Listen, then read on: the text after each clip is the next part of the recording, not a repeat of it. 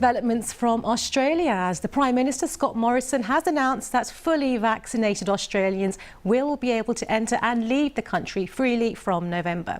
It's the first time they'll be able to do so without permission since Australia closed its international borders in March 2020 because of the coronavirus pandemic. And it means millions of Australians can travel out of the country, and some 45,000 Australians who are currently abroad will be able to at last return home. Let's take a listen to what Scott Morrison had to say.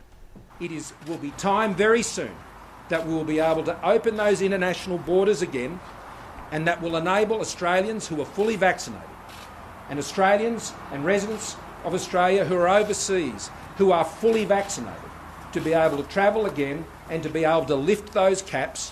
This will happen next month. That's when it'll start. So what does this all mean practically?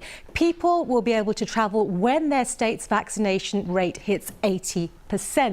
New South Wales, which includes Sydney, is on track to be the first state to cross that 80% threshold in a few weeks' time. And then there's Victoria, containing Melbourne. They are not far behind. States such as Queensland and Western Australia say they may keep their borders closed until vaccine rates are even higher.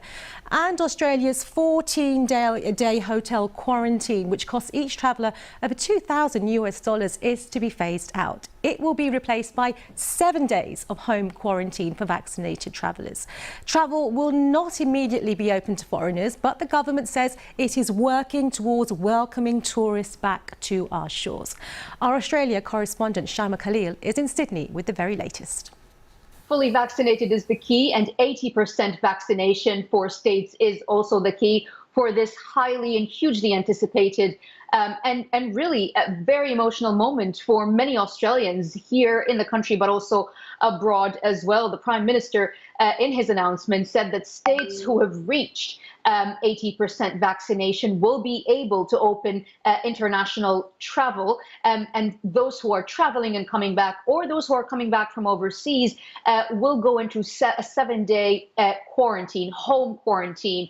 Essentially, this is the end of hotel quarantine, which means that those thousands and thousands of stranded Australians are going to be able to come back home much more easily, and it will be a much more straightforward process because there will be no caps on arrival. As it stands, New South Wales, where I am, will be the first state to open its borders internationally. There are still a lot of details to iron out, especially the proof of vaccination, whether it's certificates or passports or QR codes, a lot of details about that, but also the fact that different states have approached their COVID-19 outbreaks differently. So New South Wales has decided it is going to live with the virus, it's going to reach 80%, and it will open up.